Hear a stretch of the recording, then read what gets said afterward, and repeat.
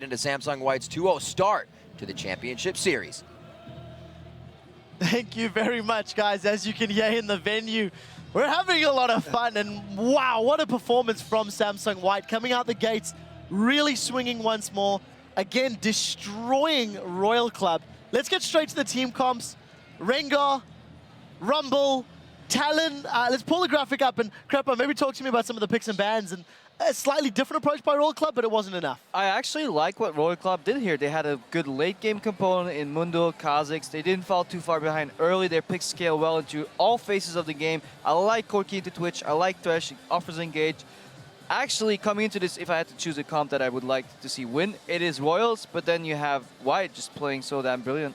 Yeah, and the thing we have to remember here, too, is that really, if you're going to be Royal Club, what you're looking for is to hit the power spike about probably 18 minutes when you start getting that Trinity Force, when you get a core item or two onto Jace as well. So your sweet spot's going to be probably like 18 to 23 minutes. That's when you have to start grouping and then sieging very aggressively against the low wave clear. But what White did is they stalled out and skirmished with their composition and made it never possible for them to actually group on a tower. The problem with this, though, is that Corrin on Jace made no sense to me because it's a champion he hasn't played at Worlds. To my knowledge, hadn't played it all split in summer either. I was questioning his champion pool, but his Jace was honestly pretty abysmal. Late to fights, you saw him misplay fights on the bottom lane, get dived on repeatedly, and not know how to play around it. And if he had been an uncomfortable champion, like they banned his own Rise, and then he first picked the champion he doesn't play instead of getting that Rise something himself. Like, that was very odd to me, and it showed that he was uncomfortable. Yeah, it really showed that Royal was unprepared for Rengar and Rumble, which is really strange because you should know that Looper and Dandy will play Rengar and Rumble. Those are hard initiates into a poke comp, so picking a full poke comp with that Jace, Kha'Zix, Mundo, Corki doesn't make too much sense. Rumble and Rengar will just jump your face and kill you because you have low base stats. I want to bounce off that point, though. While he wasn't the most impressive Jace, it did allow him to at least keep mid lane, even if not push it first, and that actually kept Pawn back. Pawn couldn't roam until he was actually like 15 minutes into the game, or just at least push and put the pressure on the map. So in that point, the Jace did work out, but sadly, if you're not proficient at a champion, Samsung White will abuse that like as much as they can. Before we get to that 15-minute roaming and pushing and moving around the map, we've got a replay that was super chaotic in the bottom lane. It actually wasn't too terrible for Royal Club, despite it being a 5v4. Krepa, you felt quite strongly about how this started. Yeah, so first thing I want to highlight is Samsung White, they still make mistakes, but what the beauty of their play is that how they react to mistakes immediately and how they don't get phased by it at all. And this is going to be a long replay, so I'll start it out, and then I'm going to need some help from you guys because I can't cover all this. But yeah, basically it starts out with Zero just engaging this straight, reaction from Imp coming in as well, and then yeah, the TPs come in. The thing is, Dandy could have actually went a lot earlier, but he respected Insect. Mata's trying to survive, but this hook from Zero, that misses, and that bodes really badly for Royal Club. Well, his setup on the equalizer there was nearly perfect as well because you see it splits Insect and Cola off from Zero and Uzi, so it makes it a lot easier to focus just one of them down. And here we have Pawn getting in with his ultimate, dealing a bunch of damage right there, gets the exhaust off onto Uzi as well. And then as this fight ends up, Looper... It's a bad flash. That's what I mean. Yeah, the bad flash, but he reacts so well. Actually, if Looper didn't flash in right there to greedily try to go for the kills, he could have slowed down Corrin's entry into the fight. And now at this point, Sohan Royal Club just has to pick a target. They get so greedy here. Corrin goes for Looper, but Cola's off getting zoned or trying to finish off Dandy, and then Looper just turns around and smacks Corrin in the face. Yeah, and that's what I meant about Corrin. Like, he's staying there, like, not playing the range deal, not waiting for another QE to come out and anything like this, and honestly just absolutely misplays that fight against Rumble. That would have won them a 5-for-3 instead of a 4-for-5. Yeah, and I got a bit thrown off guard at the start there because the start of this fight highlights the decision-making we could have had. Rengar was camping in that bush and dry. He used his ulti, he saw Kha'Zix approach, and then he hesitated for a second. And it's rare that we see Danny hesitate because he kind of want to bait Kha'Zix in, but it allowed the Royal Club members to group up and form like an alliance together instead of just immediately Rengar ulting on Thresh and just burning him down. I think that would have been a slightly better play, but who am I to disagree with? Freak, I've got a question for you for our next replay as well. Regardless of the strategic decision-making that Royal Club is doing mechanically, individually, we're seeing misplays. Let's pull a second replay up onto your screens.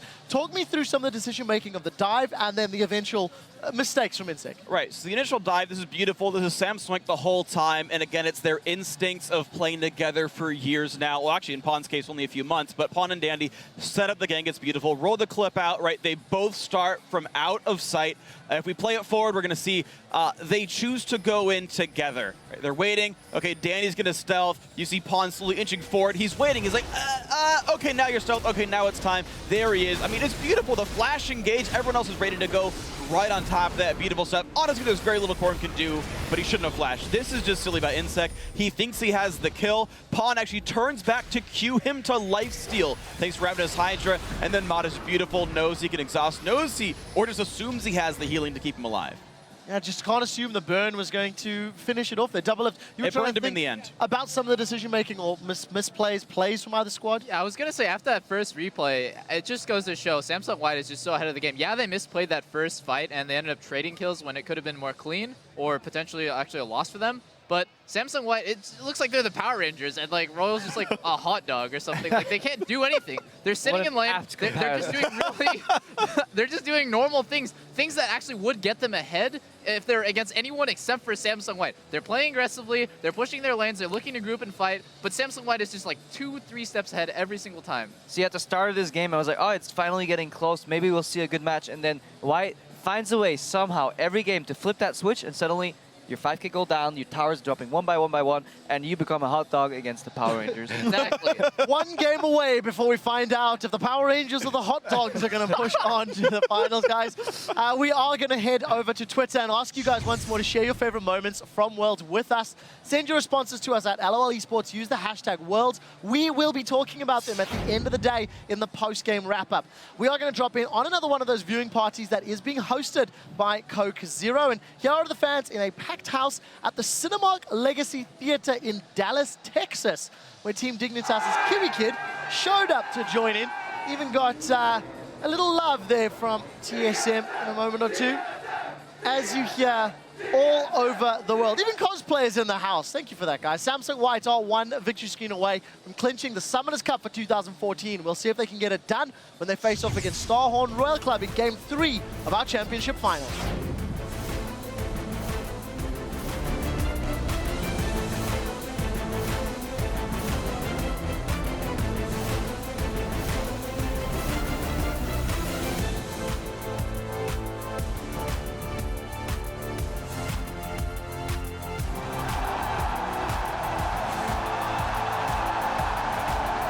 But it's first blood going over to Uzi. Gets a second one for Cola. Insect will fall. Pawn coming in. Tries to get Talon out the end. He's going to try and get that cutthroat down. There is Insect though. What can he do? Surely we'll be able to finish off Pawn. He's actually just left the invisibility. Whoa, they go down. Coming around the side, he'll force Uzi first down. There is Pawn as well. Can they finish him off? The burn is not. Oh my gosh. Equalizer comes down. They're probably going to damage Insect. That'll be the first target. Equalizer goes down. Cola's already at half, but they want the squishies first. Going on to Royal Club. It could be Uzi going down. He's forced to use Summoner Heal. One last